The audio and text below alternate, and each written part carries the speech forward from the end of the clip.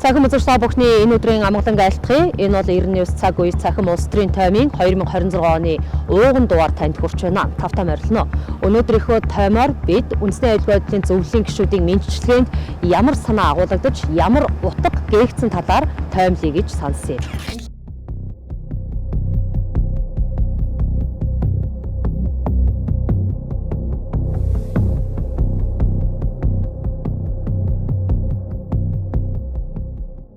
Хүний эрхийн мэдрэмжээр гоёсон үндэсний аюулгүй байдлын зөвлөлийн гишүүдийн шинэ жилийн мэдчилгээг улс орон даяар 2025 оны 12 дугаар сарын 31-ний өдөр бүх ард түмэн сонслоо.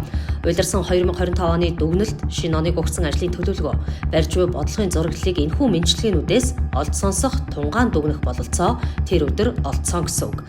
Харамсалтай нь Монголын ард түмний язгуур ашиг сонирхлыг сахин хамгаалах үүрэгтэй үндэсний аюулгүй байдлын зөвлөлийн гишүүдийн баярын мэдчилгээнд эцэг өвгдийн бурхнаас ч харамссан эх орон газар шорооны бүрэн бүтэн байдал, оршихуйн амийг хамгаалах тухай ямар ч утга санаа битгий хэл үг үсэг өгүүлбэрч цохолдсонгүй. Тиймээс л 2026-нд Монголын оршихуйн ам аюулын ирмэгдээр дэнжинсэн хэвээр байх нэг гэдг нь илэрхий болж байна.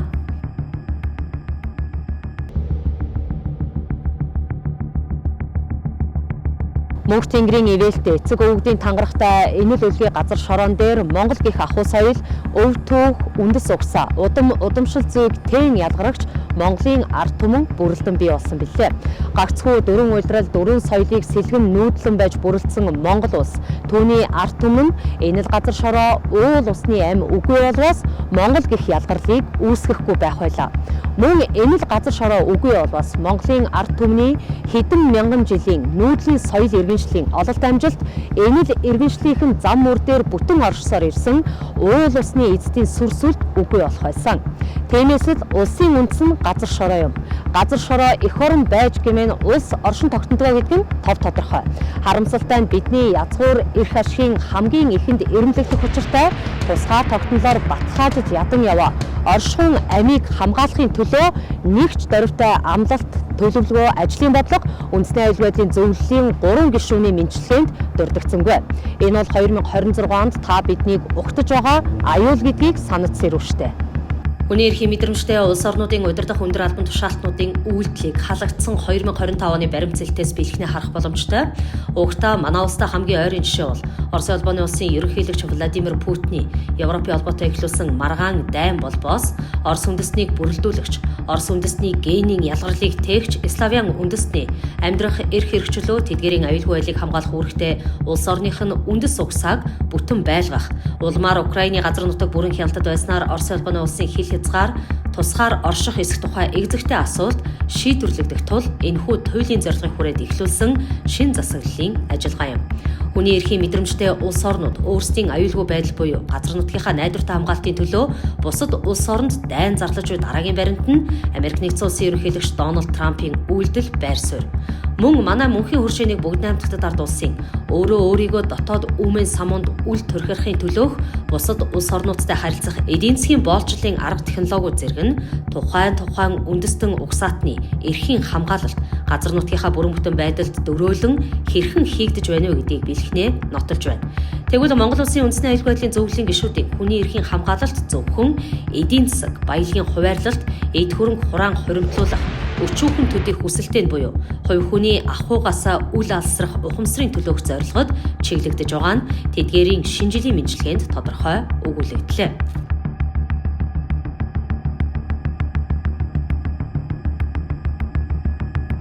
Ууш умандаа газар нутгийн бүрэн бүтэн байдлыг хангах суур бодлогоо олон жил умартаж явааг үндэсний аюулгүй байдлын зөвлөлийн 3 гишүүний мэдчилгээ баталж байна.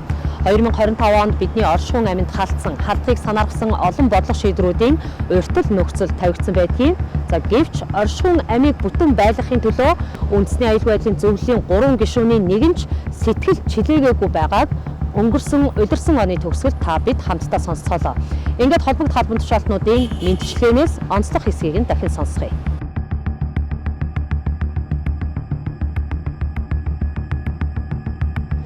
Нэг хүнд ногдох дотоодын нийт бүтээгдэхүүн $7,000 давж, худалдаа хөрөнгө оруулалт нэмэгдэн, гадаад валютын нөөц $6 тэрбум болж Монгол улсын зээлжих зэрэглэл түүхэн дэд түвшинд хүрлээ. Улиран удаж буй 2025 он монголчууд бидний хувьд гадаад харилцаа, хамтын ажиллагаагаа өргөжүүлэн хөгжүүлж, хөдөө аж ахуй, хүнс үйлдвэрлэлийн салбарт ахиц дэвшил гаргаж, түүх соёл, өв уламжлаа дэлхийд дахинд сурчлан таниулсан түүхэн үйл явдлаар дүүрэн он байлаа. Түвний сонгон байгуулсан ардчилсан парламент 2026 оноо хүний эрхийг хуульчлан хамгаалах, хүн чанартай бодлого шийдлийн жил болгон ажиллах болно. Учир нь хүний эрх бол таны эрхээ, улсын эрх бол иргэний эрх. Их эзэн Чингис хааны гал голомт, их түүх, эрх чөлөөний их нутаг Монголд Монгол хүний хүсэл мөрөөдөлд биелдэг байх учиртай. Монгол улсын иргэд та бид төрж өссөн, амьдран суугаа газар, ажил мэргэжил, хувийн сонирхол олон зүйлээрээ ондоо боловч хүн бүр заяамал жам ёсны эрх чөлөөтэй. Хизээ хаан төрж өссөн, хэн байхаас үл хамааран хүн бүхэн, хүүхэд бүхэн ижил тэгш байх хэрэгтэй. Амьд явах, сурч боловсрох, үгээ хэлэх, өмчлөх, сонгох, шудраг шүүхээр шүүлгэх зэрэг хүн бүрийг төрөхөд цуг заяасан.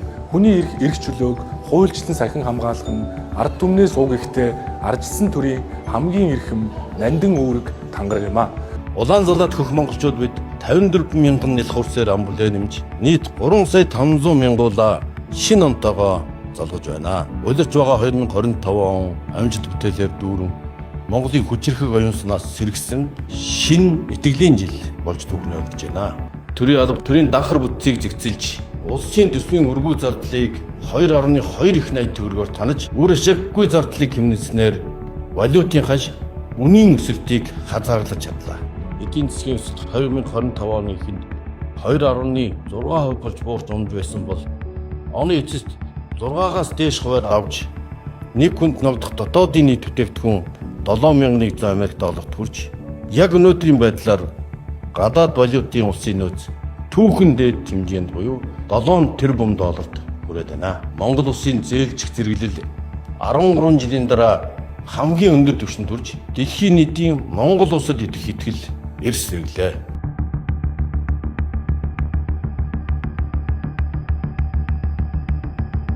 Эдийн засаг эрчим хүчний тусгаар байдлыг хангаж байгаа нэртэйч нэтэр дээрээ улсын үндэс газар шорооны аминд шууд занал хийсэн төслүүдээс цухас нэрлэлээ. Ураны олборлолт, халзан бүрэгтэй, нар сэвстэд бомб нээх, өмнө говьд орон говийн нутгуудад ухаж сэндичгээр бэлтгэгдэж буй орд газрууд гээд газар ухаж гай төтгөрийн үүд хаалгыг нээх гэж байгаа олон төслүүд ил далд яригцаар байна. Үндэсний аюулгүй байдлын зөвлөлийн гишүүдийн үүрэг бол Монгол улсын язгуур эрх ашигыг хангах, гадааддод таатай нөхцөлийг хангах явдлаа. Үндэсний язгуур ашиг нь үндэсний аюулгүй байдлынхаа үндсэн үзүүлэлт хэм хэмжигдэхүүн болох нягууртай. Тэгвэл бидний язгуур эрх ашиг гэж чухам юу вэ хэмээн хуулиас баримтсөхвөл.